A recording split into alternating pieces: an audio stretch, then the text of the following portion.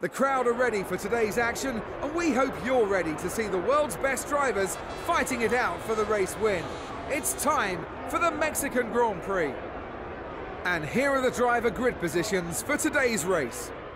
Well, hello there folks, it's Reviews TIJ and welcome to a brand new video. Today it's time for my first ever video, hopefully of many videos on Formula 1 2015. We're going to start today's array of videos, if you like, but with a gameplay video. We're going to be doing Lewis Hamilton around the new Mexico City circuit. Of course, this game allows an opportunity for everyone to play this circuit before it's actually on the F1 calendar. But as you can see, we're playing as Hamilton at the Mexico circuit. It's lights out and away we go. We get a really good start. As you can see, going up the gears really quickly, and obviously there's a big straight in this game, and as you could see there, the grid was Hamilton, Rosberg, then Sebastian Vettel. So coming up to the first corner, braking for the first corner, a bit twitchy, and Vettel gets by us, but we get back by Vettel in the end.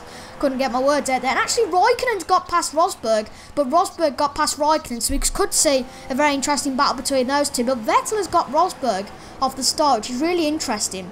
But as you can see in this game, the big improvement is the steering lock. Now as you can see, I went a bit wide into that corner, but the upgrading steering lock means I can not go wide there, and it means I've got a much better and more realistic view on the car's steering. But as you can see then, pretty much halfway into this first lap, we're not really going to get overtaken.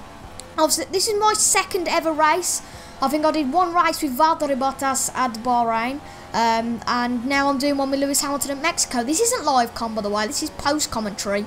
But this race is a very good one to race, really interesting. Like now, coming around the stadium section, if you hadn't seen it before, if obviously the steering lock's a big help here, and you haven't seen it before, obviously if you remember the old track, it was a big last corner. I still can't remember what that last corner was called, but to be fair, even here you have to go a bit wide, I presume, but so you still get really good acceleration off that corner. And the big crucial thing for this game is as soon as you've done the fastest lap or anybody else, it comes up straight away. It's not like F1 2014 when it doesn't come up, but we got a 1:24.8 for the first lap, and that's a pretty decent lap. But as you can see, Vettel holding his position ahead of Rosberg, and it's quite interesting coming down to turn 1 because it's quite a hard braking zone, going from 8th gear in about 210 miles an hour to about 3rd gear in about 80 miles an hour for that corner. So Vettel's just behind us, and then it's Rosberg, but coming into this great section again where the steering lock really helps. I don't think you'd be able to do it on the last game. As you can see, you can pretty much have full steering lock on some tracks, and later today in Monaco that really helps with the stormy conditions. I'll show you that a bit later at 3 o'clock, but let's focus on this video for the moment. Just coming through this section again, really it was a bit of a boring race, but I wanted to show you guys from the Mercedes perspective, because I know I won't do many of the Mercedes perspective on this game because I'm a bit biased towards other teams, but there you go. But as you can see, Vettel's closed in a bit. I think it was 9 tenths at the end of last lap. It's now 4.5 tenths, so he's certainly closed in, but hopefully we can make a bit of time in sector 3, this stadium bit, and the last few corners, and the much better straight line speed of the Mercedes engine. As you can see, going a bit wide that last corner again to get a decent exit out of that corner. I'm sorry I'm trying to do a lap guide really, but as you can see, we did the fastest lap, and the crucial thing is straight after they did the fastest lap, it came up as them. So we did the fastest lap, then Vettel did the fastest lap, then Rosberg did the fastest lap. We did a 1:21.5, Vettel did a 1:21.3 I think, and then Rosberg did a 1:21.2. So everyone's really closing into each other. So we're on lap 3 of 5 of this race. As you can see, we muck up the entry to turn 1 a little bit, which hinders us into turn 2 and 3, which means Vettel is right beside us now and has really gained on us going into this, well, personally, apart from the stadium section, my favourite part of the course. I don't know why it is, I just love the fact that, especially on this game, when I picked it up and I was racing, it just felt a lot better and a lot more comfortable, I think, for me to drive on this game rather than 2014. Because of the more steering lock and the much more realistic steering, gives you more chance, if you do make a mistake at corners, to correct your mistakes. But we are pretty much halfway into this race, just after halfway into this race. As you can see, we do get a warning for corner cut. It is my first time on this track, so I don't really know the braking zones and all that yet, even though I do have the racing line on. But as you can see, coming through this stadium section for the 3rd time, and Vettel's right there actually. The proximity arrows, if you had a look then, are quite faint actually, not as in your face as they were in the last game, which is a little bit good for some people. But anyway, onto the 4th lap, the penultimate tour of this circuit. We do a 1:21.4, 2 tenths off Rosberg's last lap last lap time even. But I think Rosberg did a lot slower because he's 1.7 seconds behind us now, which means that, oh actually no, Rosberg's overtook Vettel on the straight, which is crucial. So it could be a Mercedes 1-2 here. But as you can see, yeah, Rosberg kept it from Vettel, and I think Raikkonen's in that battle as well. So it could be really interesting to see what happens behind us. But you can really see the gap now because Rosberg's 1.2 seconds behind. So if we can build out a bit of a lead, we can have a bit of a fun last lap here.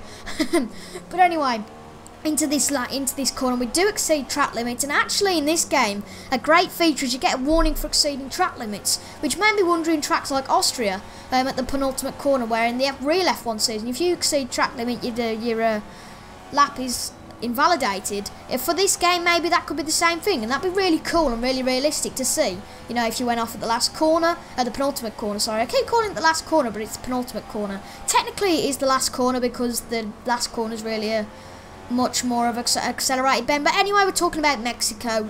We need to be talking about Mexico, not Austria. But as you can see, it'd be really interesting to see that. But actually, you don't get track limits here, so I presume this is just the line to take because we don't get any line through there. But we are about to start our final lap at the Hermanos Rodriguez circuit. We do the fastest lap, but it's surely just beaten by Nico Rosberg, who does a 1:20.2.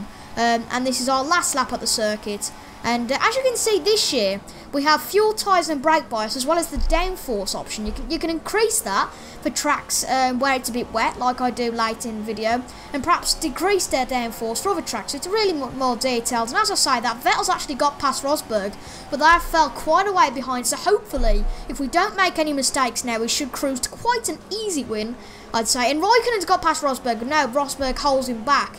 Really interesting to see the Ferraris battling with the Mercedes on this game. And as you can see, Raikkonen has in fact got Rosberg, and I believe, I don't want to put any spoilers in there, but I believe that's pretty much how it stays. I think we get a podium, as well as Vettel and Raikkonen. Talking about podiums, I'll talk about that in a minute, because there's something very crucial in this game that you'll all probably guess already. But really, coming up to the last time we will be in the stadium section. And I love this stadium section, full of fans. Really hope it's the same for the real life race. And this stadium section should be great for the real Formula 1. However, it is our last time for this episode. Coming round the last corner then, and we're going to exceed track limits again. That perfect line, of course, and it's the checker flag is out, and we're going to win the Hermanos Rodriguez Grand Prix as Lewis Hamilton in our first ever 2015 video. And that's my first piece of gameplay. But the crucial bit is, we have podiums now! Lewis Hamilton wins the race from Sebastian Vettel and Kimi Raikkonen. And that is so unrealistic. Kimi Raikkonen is third, and he's smiling. That doesn't work.